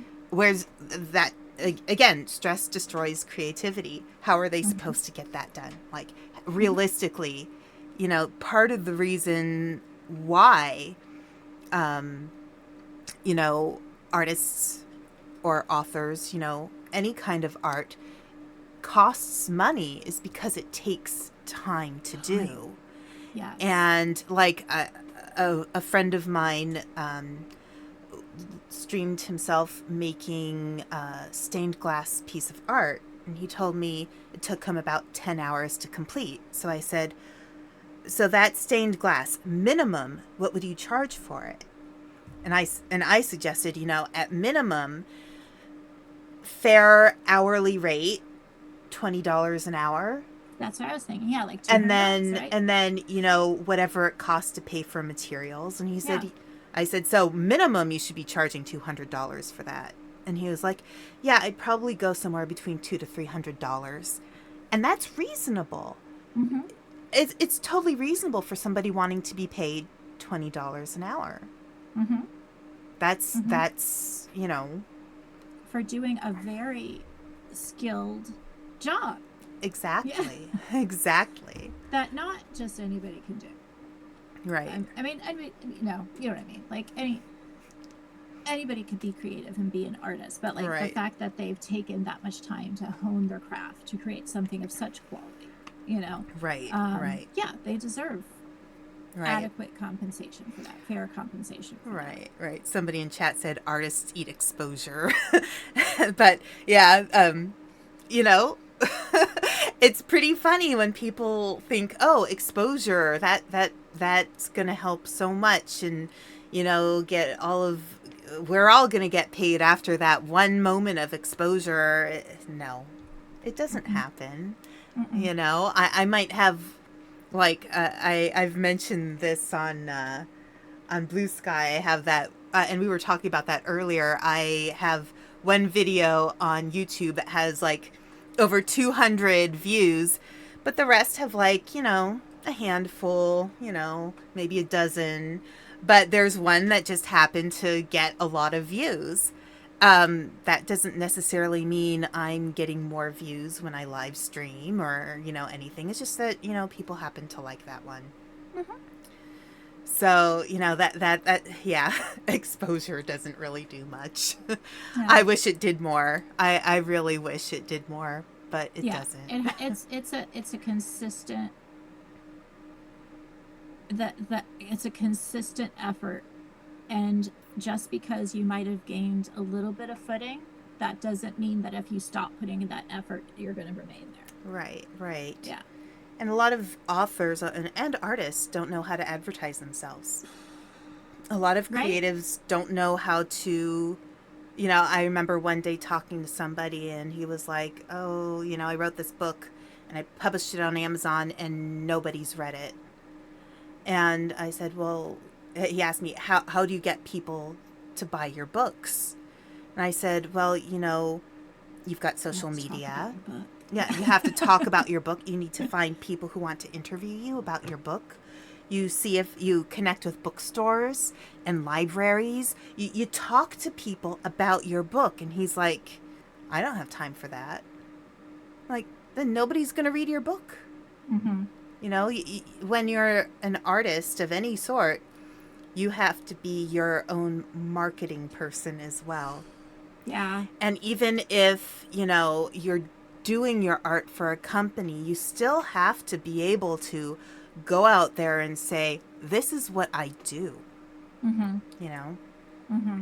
Yeah, there's, and I mean, it's social media is such a double-edged sword because it on one is. side, yes, it's great that it's free, basically, Mm-hmm. and you just go and talk about things, and sometimes you make these wonderful connections with people, and that leads to them wanting to know more about your work, Mm-hmm. and or your work sparks something, and it gets noticed. Mm-hmm. Um, but it's also like I can't speak for everyone, but a lot of us are introverts. Yeah. We like to sit in a quiet space Right. and not be noticed. And now we have to go into the world and talk about Right. our things that we made. It's hard. It's It's hard. so It's hard. I and mean, I'm streaming from behind an avatar here, everybody. There's a reason for that.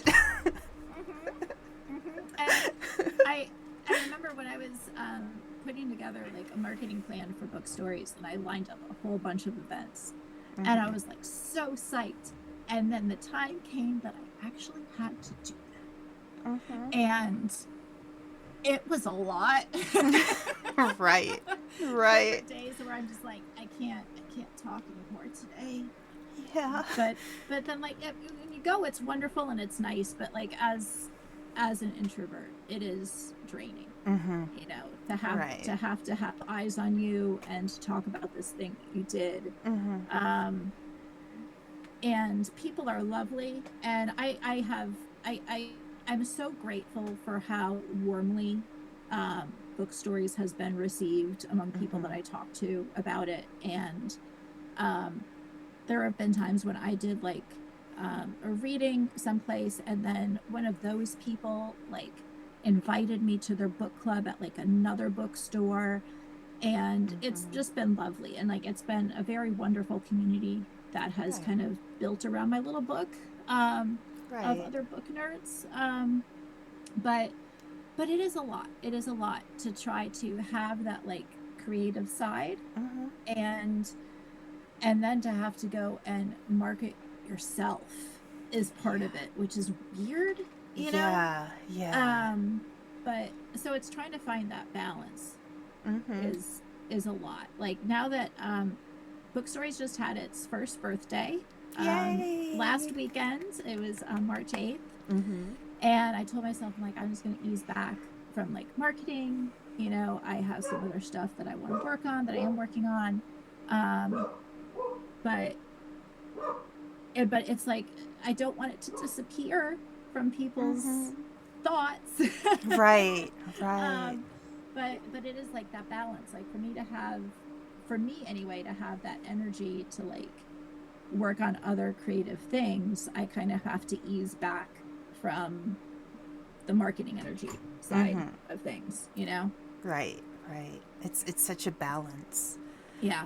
And you put your book out there, and you never know who's going to pick it up. Yeah. Like you might just at some point, years and years after the fact that it's been published, all of a sudden somebody might pick it up, and then it might pick up steam, and then all of a sudden it's like, wait, I wrote that 10 years ago. Why are people doing this now? Yes, I had been to the Shepherdstown Book Festival in Shepherdstown, West Virginia, and I had met with, I can't think of her name up. I didn't meet with, but I went to her talk. It was the author of When We Were Villains, which is like a dark academia book. And she had a story about that, where she said her book came out, I want to say like just prior to the pandemic. And it was with like I don't know if it was a big four publisher. I think it was just like a step down from there, you know what I mean? And she said, her agent was going, it's doing okay. So it had like its little bump in the beginning, but then it just didn't do much. And this author had said, well, I guess I'm going to be teaching or something for the rest of my life, because that was my shot, and she goes, but then all of a sudden, like during the pandemic, her agent had called her, and she's like, it's doing numbers. It's doing numbers. And so I guess it got caught on like on TikTok. And academia was kind of like having a moment, like that genre was kind of having a moment, because people had to leave school during the active pandemic, and like we're missing that kind of like setting from their lives, and it really started to take off. And she was like, it was really like an organic, like just fan driven thing. So yeah, you never know when Mm-hmm. like somebody's just going to connect with it, and like, and they tell two friends, and they tell two friends, and then like Right. someone talks about it online, and it catches on. Um, and it's my hope that like everybody's book finds their people, Right. you know, because I think almost every book has its people, Mm-hmm. but the world is very big, and Mm-hmm. there's a lot of books out there, so it's Right. Right. it's hard to always make that connection. But I Yeah. think every book does have its person that would pick it up and go, yes, this is the Mm-hmm. right one for me right now. Right, right. You never know where it will come from. Like Mm-hmm. one time, somebody I know had read a post on some social media describing something that sounded similar to the plot of my book. And they replied and said, "Oh, that sounds like my coworker's book." And then somebody else replied, who I don't know personally. They said, Mm-hmm. "Wait, is that the author of that book?" And my coworker was like, "Yeah, yeah, that's actually, she's my coworker." Mm-hmm. And then they're like, "You know so and so?" And they're like, "Yeah, yeah." And it's like I saw my coworker show this to me. I'm like, this person is a stranger. I Uh-huh. haven't Isn't that talked to wild? this person. This is insane. That my book was bought by somebody I don't know. And that's cool. That is cool. I remember when I got my first royalty report, and it's like someone in Germany bought my book, you Right, know. right, right. And it's like someone that I knew had said, "Oh, I read like who is like kind of like I don't know if it's like it was an online book club or if it was just a friend from like way out of town."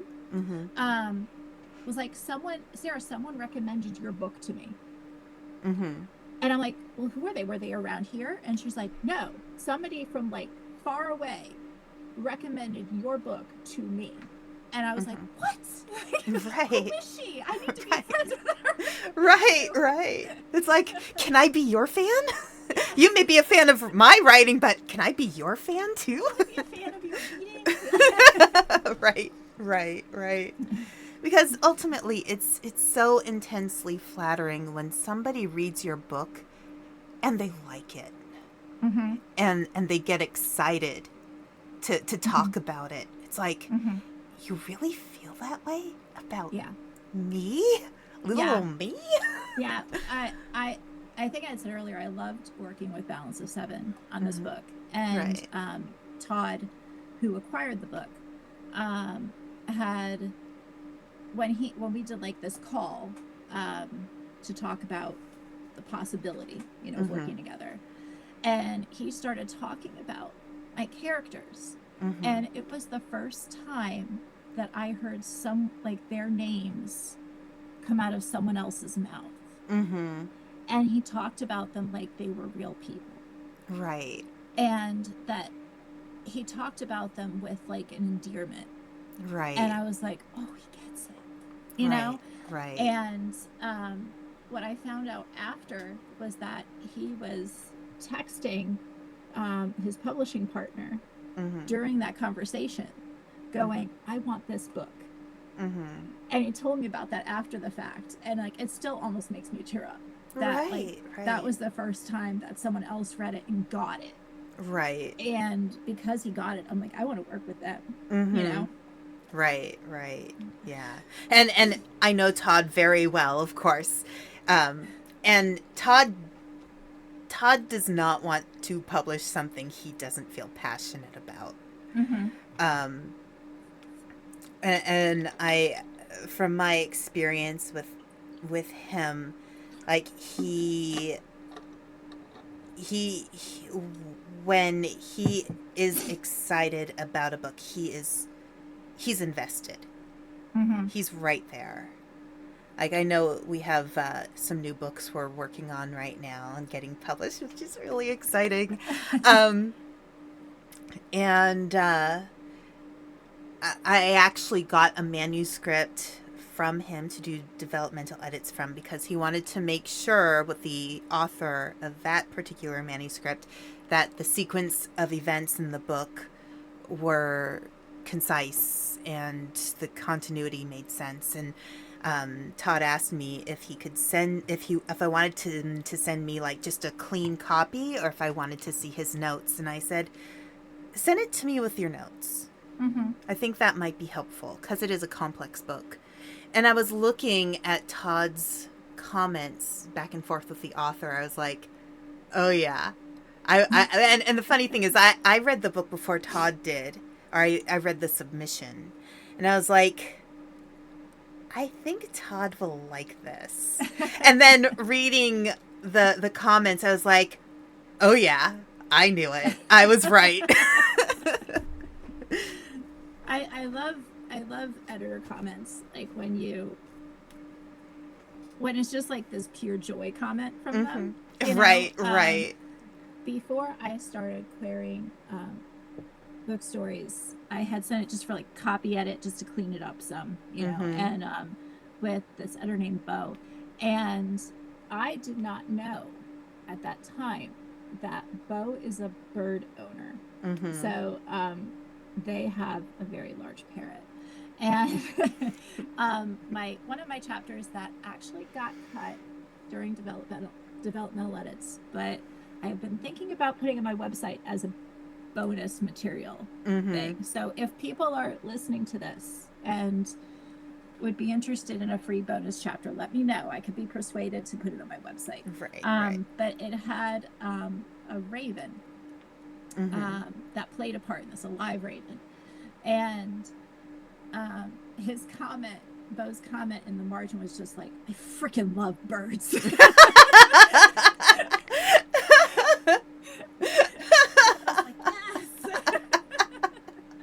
I have to tell you something too. My notification just showed up. It said my microphone is too loud because I just laughed so loud. But yeah, I like to do that too when I edit other people's writing. I like to every once in a while just point out a sentence or a paragraph or something and say, this makes sense to me because this and that. Or like, you know, I know a lot about Buddhism, and so I was doing a developmental edit on another book, and I saw some references. I said, you know, this reminds me of this thing in Buddhism. And then the author got back to me and they're like, oh my gosh, you understand this. I said, yeah.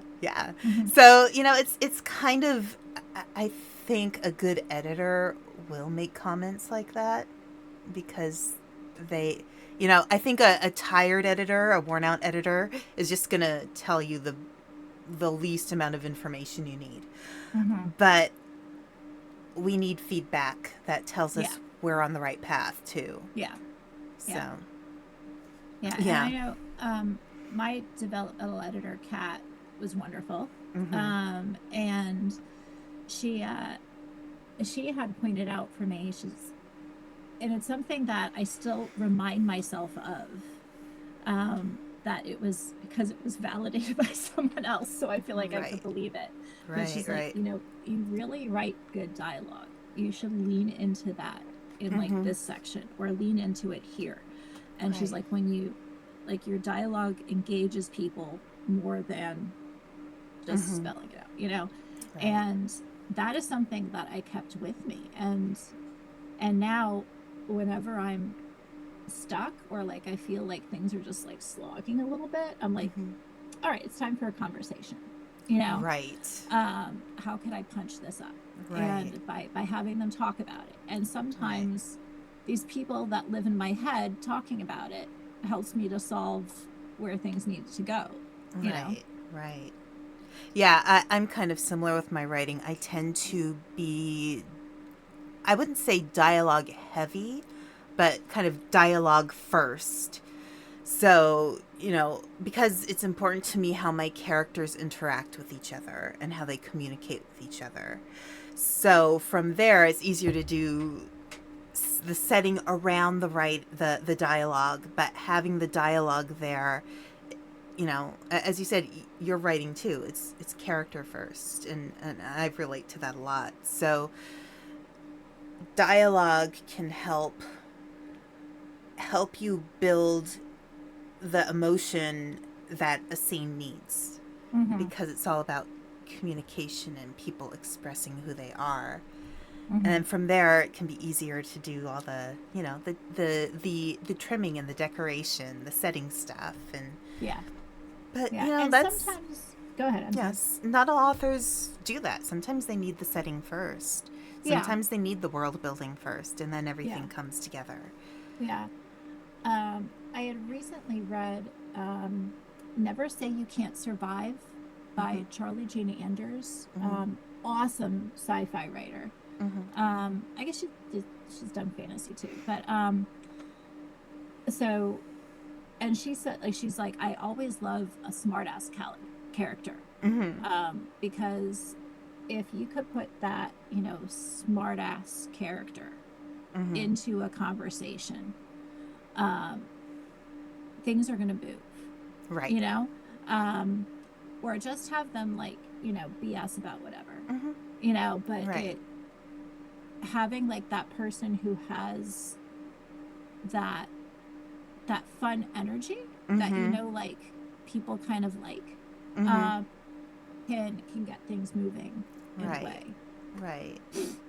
That's why, to me, side characters are just as important as the main characters. Oh my gosh, yes. And sometimes I Yes. actually end up liking my side characters more than my main characters, because those Mm-hmm. side characters, they're the instigators. They're the catalysts. They're what make things happen. They're what makes the main character move forward. Yeah. Yeah. And I mean, honestly, going back to the start of our conversation in Mm-hmm. fan fiction, Mm-hmm. so many, it's like giving the spotlight to that side character that everybody Mm-hmm. loves Right. and fleshing them out more and giving them their own adventure that they deserve. Mm-hmm. The when I first started writing for Torchwood, Mm-hmm. which is a spin-off of Doctor Who, Mm-hmm. for anyone who doesn't know. Yes. I um, love Torchwood, actually. uh, I think it's a great show. so I started writing because of Ianto Jones. Mm-hmm. I still say one of the best characters I've ever seen on TV. He Mm-hmm. had so many facets. He had such a fun personality, but he was smart and he was devious at Mm-hmm. times. And I just wanted more of him, but Mm-hmm. they wouldn't give me more of him, and then they killed him. And Right. so Right. How dare I, they? I, I knew what it was coming in that episode, and I stopped watching it like Mm-hmm. seconds before it happened. Like I Mm-hmm. can't. Um, Right. Right. but so I live in series 2. So, but Right. but I think like that he was the one who got me writing. I wanted to do so much more with Mm-hmm. Ianto. Right. And yeah, side characters are absolute heroes in their own Right. right. Right. Right. Yeah. So, what are your goals for the future, whether writing related or not? Do you have anything you're thinking of in terms of how to use your creativity? What's going on?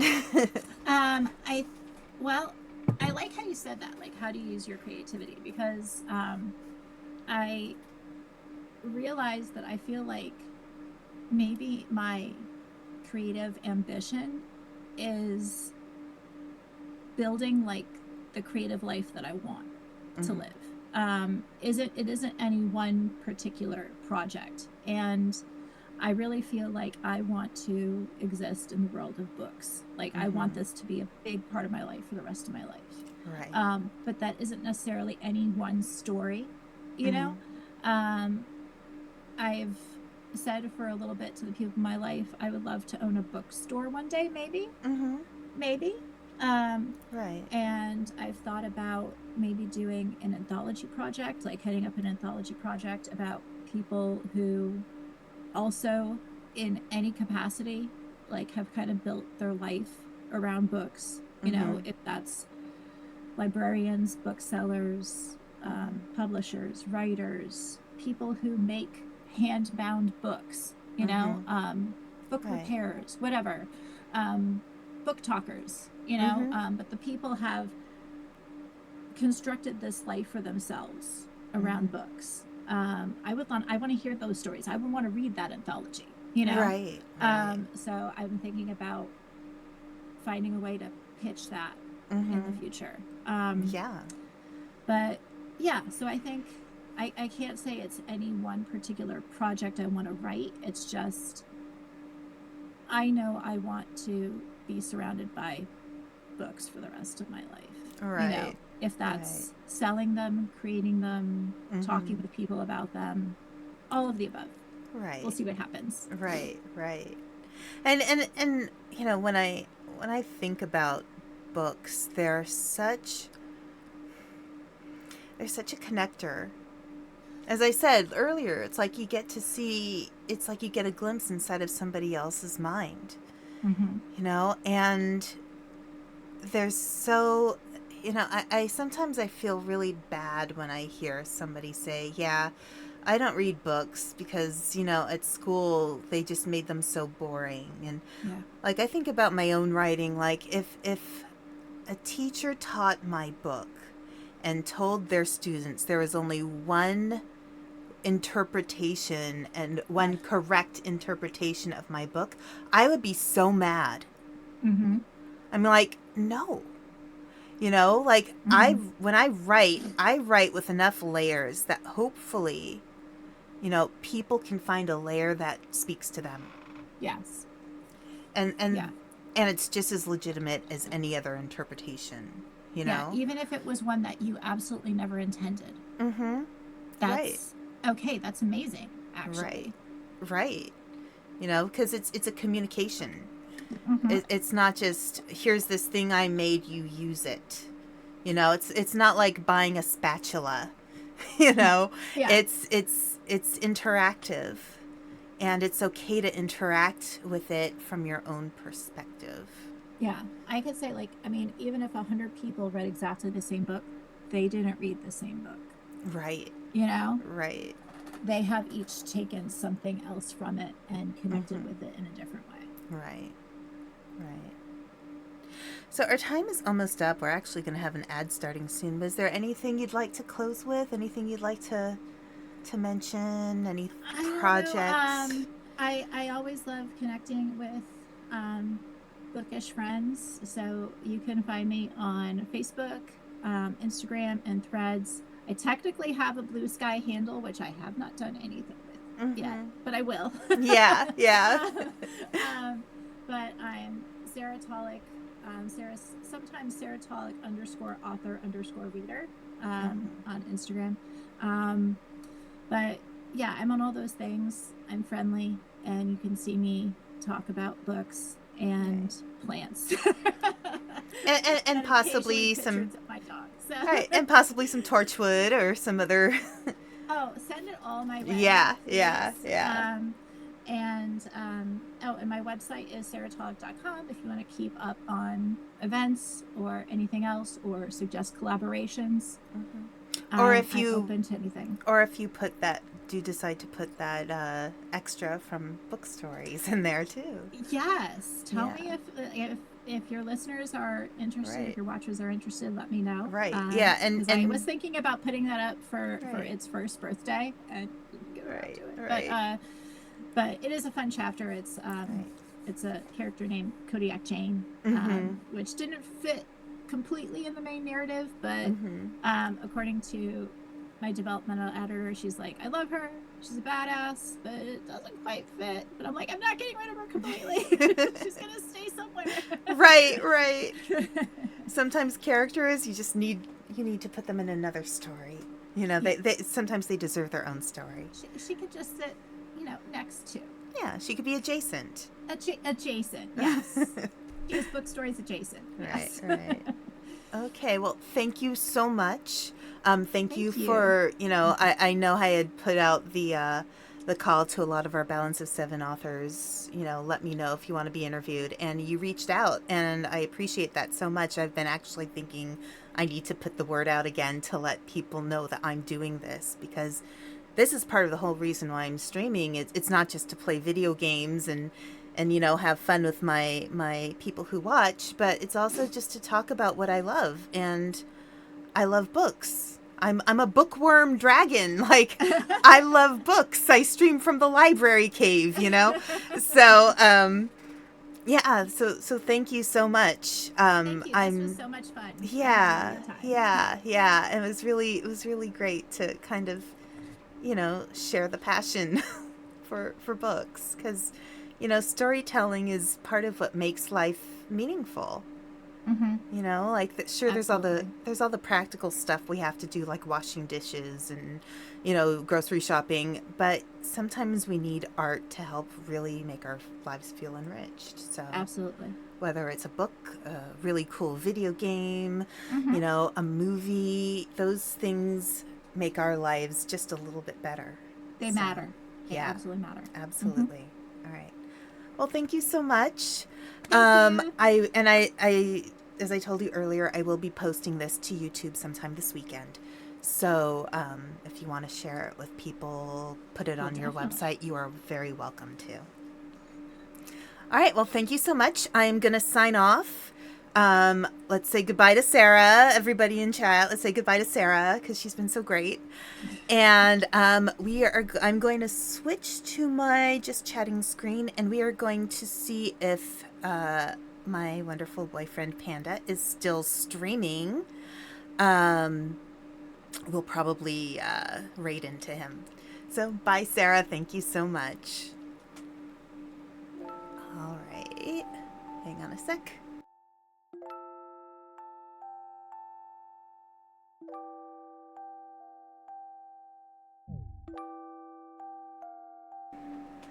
All right. So let's see. I'm going to check to see if he's still streaming. I think he is. I'm pretty certain he is. So I'll just go straight to raid. Panda Hero. Yep, he is still streaming. All right. So and yeah, thank you so much, Mr. Dippity. I try to make everything pretty chill and relaxed. So, I think sometimes when doing an interview, it's just really important to make it a conversation and try not to push questions too much and just make it organic. All right, so we are going to go raid Panda, say hi to him, and yeah, have a wonderful weekend. I will be streaming again on Sunday with the JoJo Siwa game. Let's see how that goes. All right, bye everybody. Take care. Bye.